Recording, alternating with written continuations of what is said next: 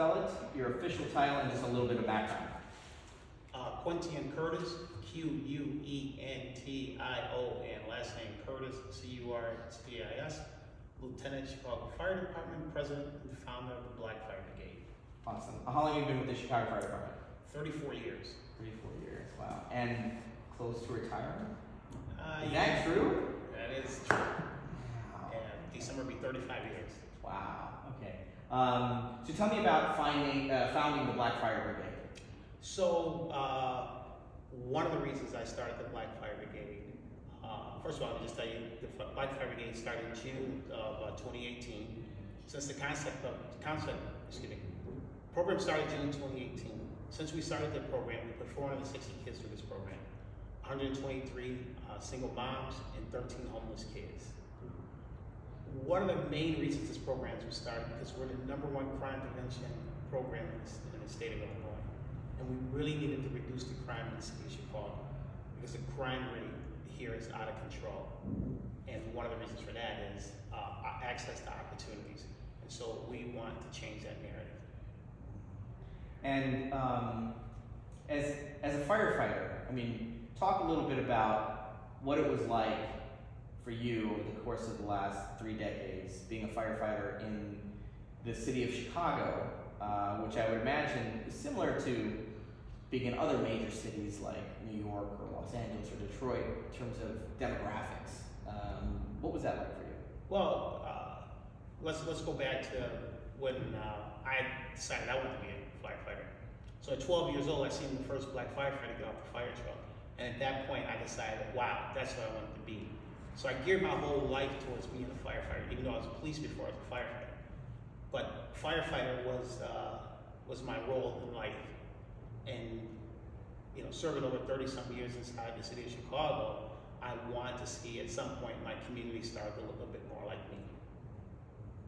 Why do you think, in this day and age, that the rank and file of firefighters, not only here in the city of Chicago, but nationally, doesn't reflect a lot of the communities that they serve? Simple, access to opportunity. If you don't see us, you can't believe us, you can't become us. You know, we need to get administrations across this country to start looking at their demographics in their cities and start making their communities look like that. So when you see a black firefighter get off the truck, you know you can become one. If you can't see it, you can't believe it.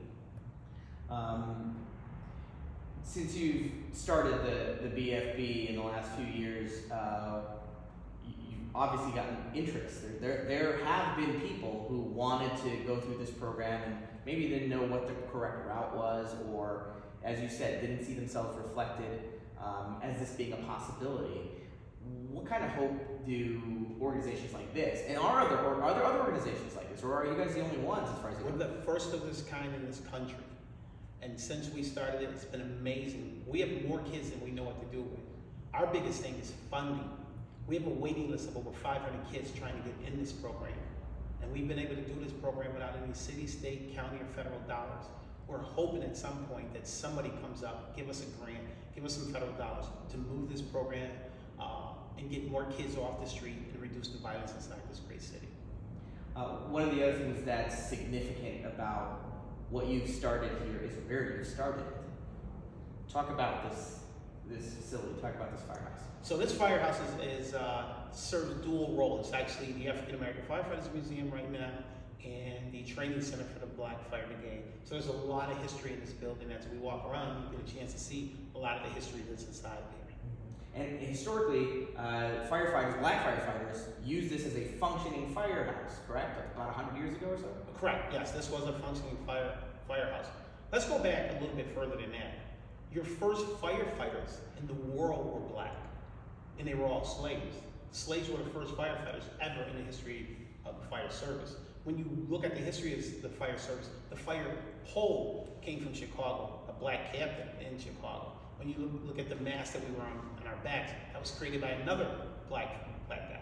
So somehow we need to change that disenfranchised, because we have a lot of history inside the fire department, and even when we get to talk about Engine Company 21.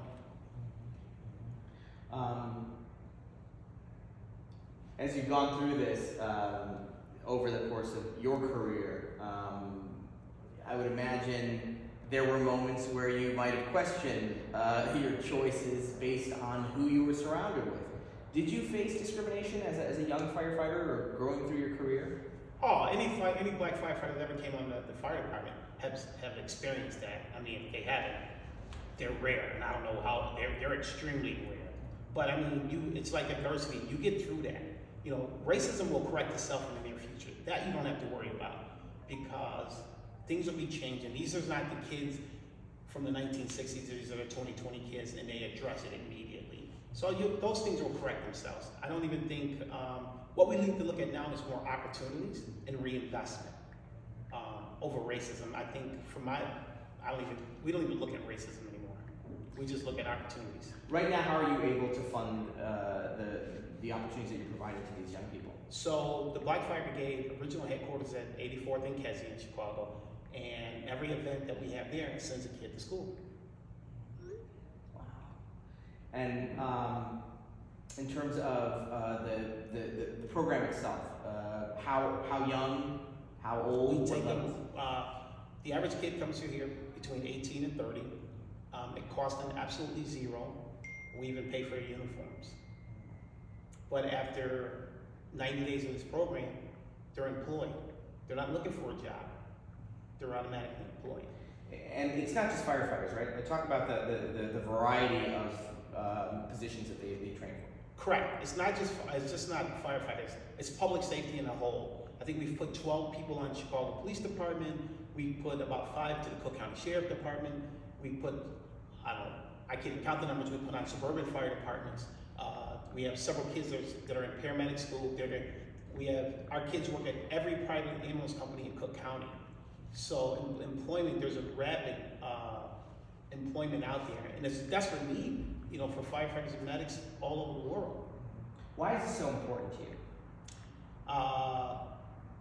Because it was my lifelong dream, and the opportunity to give these kids an opportunity to reduce the crime, to open up their minds and let them know that they can do it. If they see me, they can believe me, and they know it's real. That's perfect. All right, Awesome. stay seated. We're gonna get